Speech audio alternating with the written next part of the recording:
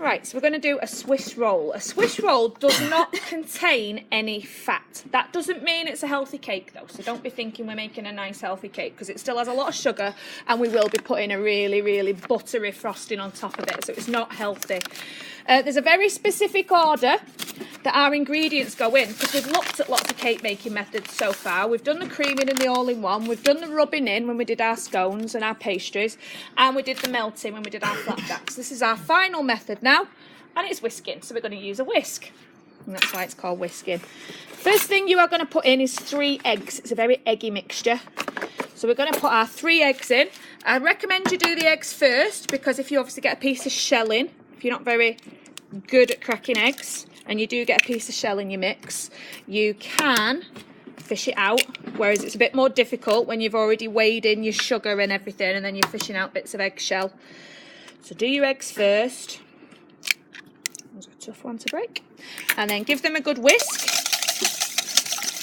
till they go very pale and very fluffy. And don't worry, I'll lift the bowl up and show you in a second what it looks like if you can't see. But remember, it is being filmed and I'll put it on Google Classroom this afternoon so you can have a watch. And you keep whisking, and this is adding lots of air bubbles into it. And that is what's going to make our Swiss roll all light and fluffy, which means we'll be able to roll it without it breaking. Because it's really difficult to roll a cake, and if you don't do this exactly right, or if you cook it for a little bit too long in the oven, when you roll it, your cake will crack. But it's not the end of the world, because we're going to be putting frosting on it. So if it does crack, it doesn't matter, because you'll cover up the cracks with frosting. So don't panic if yours isn't as perfect as you wanted it to be. So lots and lots of air bubbles into there, and it's nice and pale and frothy. I'm going to zero my scales, and I'm going to add 75 grams of caster sugar. A clump of sugar. 75 grams of caster sugar. It's like rocks in there. With my hands. Add it slowly, because we've done the eggs. If you add the sugar too quickly and you put too much sugar in, you will struggle to take it out. So just do it slowly till you get the right quantity. There we go, 75. And then again, whisk that in so it's light and fluffy.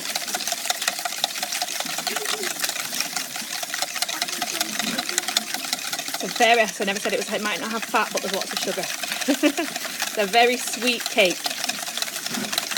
Okay. Shh, shh, shh, shh, shh.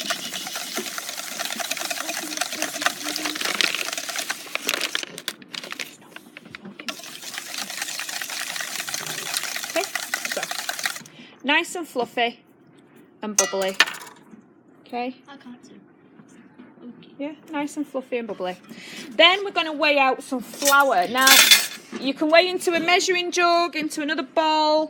You know, we don't have a million bowls, so you'll be best weighing your flour into a measuring jug rather than, and don't do it straight in because you're going to sieve it to add some extra air. And we're going to put 75 grams again to match the sugar into the flour. And it's self-raising flour, so it's got baking powder in it to help it rise a little. And then I'm going to shift my scales,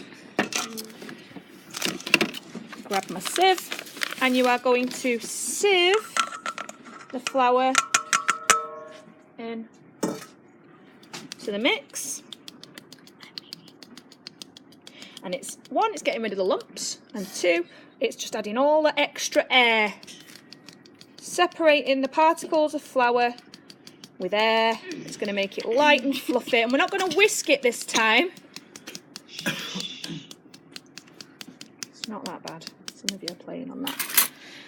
Okay, and then using a metal spoon, you're going to fold in the flour, and that means drawing, it's like drawing the number 8 through the mix, drawing the figure of 8, and you keep doing that, and you scrape the sides where the flour sits until you can't see any of the flour anymore, and that's called folding. Now you could leave your cake sponge as a plain sponge, or you could make it chocolate flavoured. I know most of you will probably want to make it chocolate flavoured. No. So, oh no, okay, you can make it plain. You could add some vanilla extract if you don't want it to be chocolate flavoured, but you want it to have a little bit of flavour. You can use some of my vanilla extract. And that'll make quite a nice, when you cut into it, rather than having the chocolate swirl, you would have a white swirl covered with chocolate on the outside. That would look quite nice if you want to think about how it will look.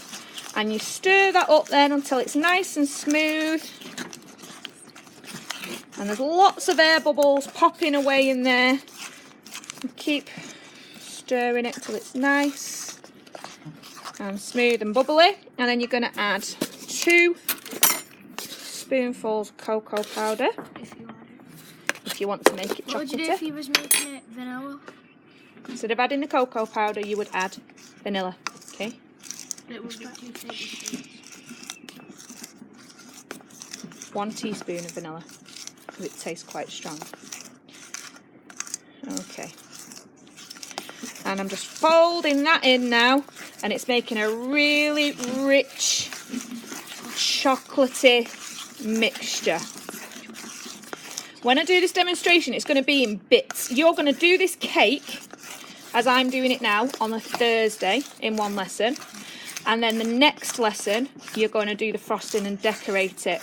You won't be able to decorate it in the same lesson because it won't have cooled down in time. And when you put your nice buttery frosting on a warm cake, it will just melt off and it won't look very nice.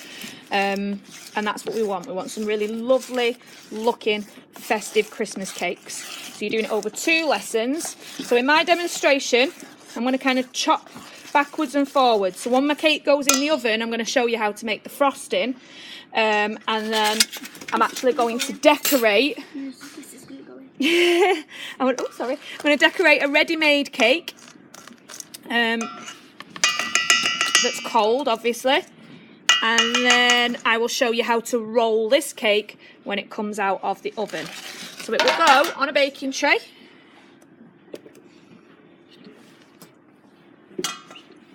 And on your baking tray will go some greaseproof paper.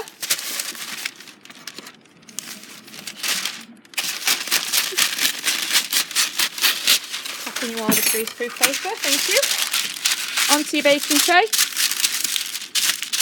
And then you pour your mixture onto the baking tray. Make sure you get it all. Scrape it all out.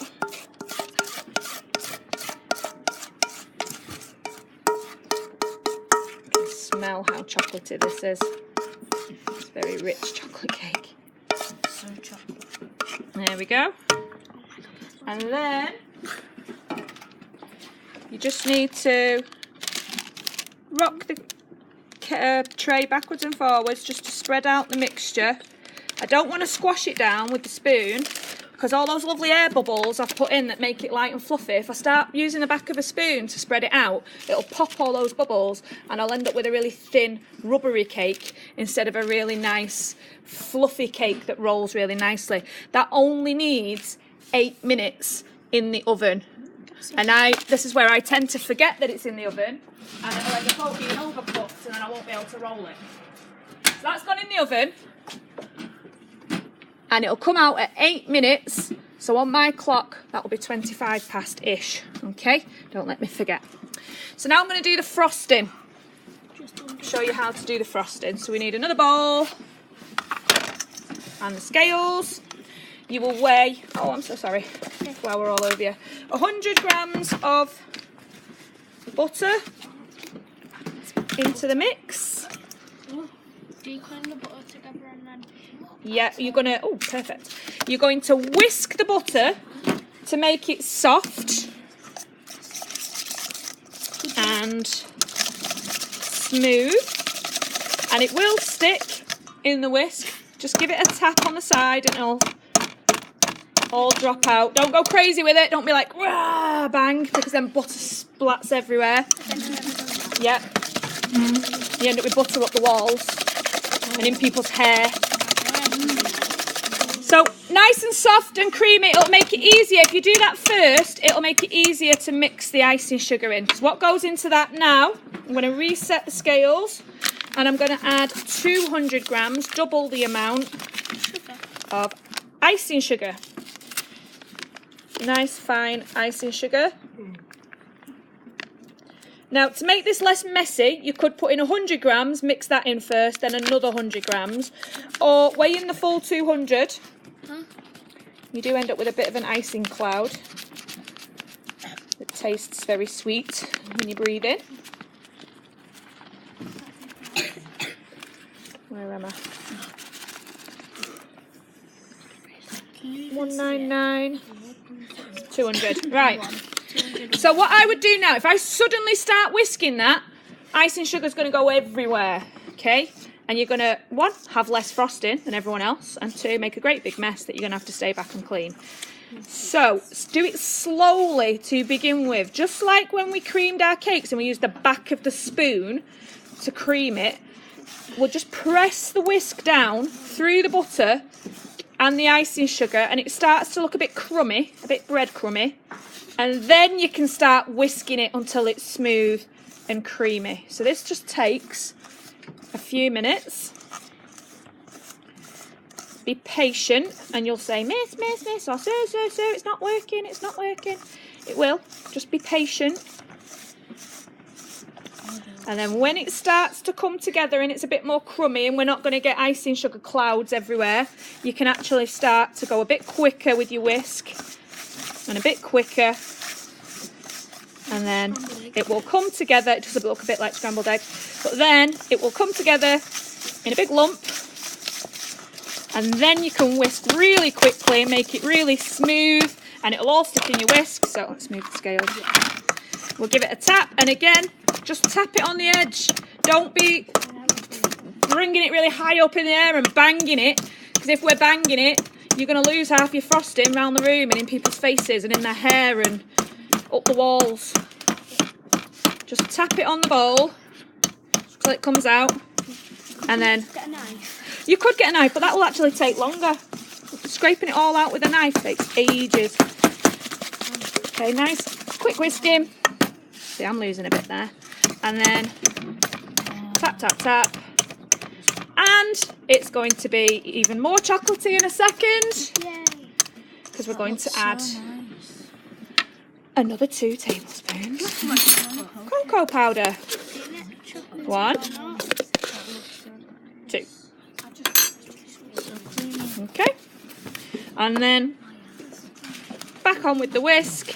Again, if you go really quickly to begin with, you'll end up with a cocoa powder cloud. But once it starts to mix in, you can go a bit quicker. Do you not use the vanilla for this? You could put a bit of vanilla in as well if you wanted to. So chocolate vanilla? Chocolate vanilla, yeah. Does it taste nice? It does. Or you could bring in an orange. Put a bit of orange juice in there. Make it chocolate orange flavoured. If you like chocolate orange. Especially if you wanted to put marmalade rather than strawberry jam in the middle. Might have a big chocolate orange Yule Log. That sounds amazing. There we go. There is the frosting made. Just make sure that there's no white bits stuck in it. Get it all out of your whisk. Can you colour it? It's like yellow. No. Okay, and then put that in there. I'm just going to use my spoon now just to get the white bits that came off my whisk mixed in. And I'm going to put that to one side for a second. I'm just debating. James, don't Check my sponge. It's not quite been 8 minutes, but I've checked it and it's okay. I'll get my oven gloves. How do you know if it's okay? Show you now. Obviously if it's liquidy, it's not going to be cooked. It should just be soft and spongy, and you should still be able to see all the air bubbles in it. Okay, lots and lots of air bubbles will help me to roll it up. So what I need to do now is get another piece of greaseproof paper, put it on the table.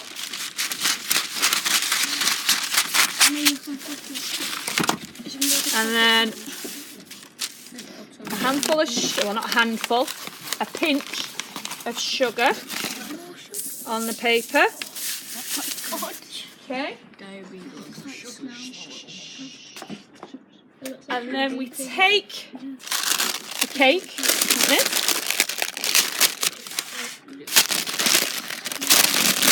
And then we turn it upside down and put it onto the sugar paper.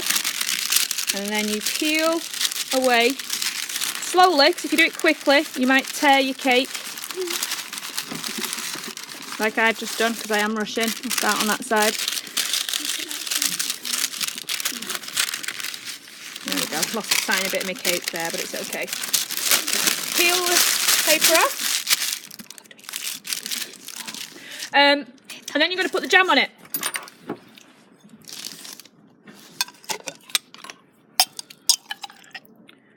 And a couple of spoonfuls, I know I'm using a knife, but a couple of spoonfuls of jam. If you overload it, when you roll it up, it'll all squeeze out. So you want enough to be able to taste it, but not too much that you're going to waste it. When you roll it up and it all squirts out, you'll be wasting. So right to the edges. And if you do have any imperfect bits, like I have here, I'm going to roll from that side so that actually ends up on the inside rather than the outside, so you don't see it. If you have any crispy bits on the edges, you can cut them off. I haven't got any, but if you have any crispy bits where it was very thin and that bit might be a little bit burned or it might have just caught in the oven, you can cut those off because the crispy bits won't roll. And while it's still warm, I'll turn it around that way, use the paper to help you. You're gonna check that in view. Use the paper to roll it over, and I've got a big crack there because I'm rushing. Stop rushing, Mrs. Taylor. It's easy when you do it slowly. It's easier when you do it slowly, and you roll it over, and there's your swish roll. That will get wrapped up in cling film, but I've not got the cling film with me now, so I'm going to wrap mine back up in the paper just so it stays in shape, because you don't want it to all fall apart. So that will stay in shape. We'll wrap yours in cling film, we'll put a sticker on it with your name on, we'll pop it when it's cooled down in the fridge, and then the next day you'll come out and you'll get it out the fridge. So this is where I'm at now. You will get your cake that you've made. I'm using a shop bought one, it's cold, that's too hot to put the frosting on, as I explained earlier. If I put the frosting straight onto that, it would all just melt off the sides. You will need to bring on the Friday, on your second lesson, a cake board. You can buy these cake boards from all supermarkets and pound shops. They're not expensive, but it displays your cake quite nicely. If you haven't got one of those or you don't want to buy one of those, make sure you bring in a Tupperware that's big enough, and you can assemble it on the lid and then put the box over the top of it. So basically your box will be upside down. Someone's done that over there, so you can have a look what I mean in a bit. And that's a really good idea. You'll make your frosting, as I've shown you already. And then you will dollop your frosting. And do a big thick layer. People just are really careful and dainty with their frosting. No, make loads, put it all on. It's nice. Spread it. And you're going to go down the sides. Down the sides. And you don't have to be neat and tidy. This is a Yule log. Logs are not perfect, even and smooth. At the end, do you get a fork and then... Yes, you do. You are going to put a fork on it and make it look like a piece of wood, if you want to. It depends how you want to style it. It's your cake. So spread all that frosting. I've got even more frosting. Put some more on. What a treat. And I do just eat frosting every time I make one of these, and then I feel sick. If I have any frosting, do you like it while you're eating it though? Very much so.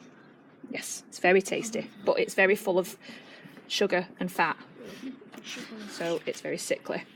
Right, and then once you've made sure, just make sure like I've got a spot there that I've missed. I think you've not missed any. I've missed loads of spots. Got a bit more frosting. Patch up my spots that I've missed. Oh, I missed one there as well. And around this corner. Goodness me, I'm rubbish at this. It smells amazing. Just be careful. And you can always tidy up if you do get it all over the board. You can always tidy up the board with a bit of tissue. Wipe off where you've got it everywhere. There we are. And then, once you've got all your frosting on, you can use a fork and you can do a little pattern in it. So, you know, like wood, real wood has little knots in it. You might draw the knots in with the fork to make it look a bit more realistic, like a piece of wood. And then you might want to make it look like it's been snowing on your Yule log. And if you want to do that, you get a sieve, you get just a pinch of icing sugar. If you tip a load on, it'll all go through the sieve and you'll just end up with a white cake. You just want a delicate sprinkling of icing sugar. Less is more. A delicate sprinkling of icing sugar on the top. And then if you've got any sprinkles or extra little bits that you've bought that you want to put on, you can put those on as well. And that is what you're going to produce next week, ready to take home, ready for Christmas for your family.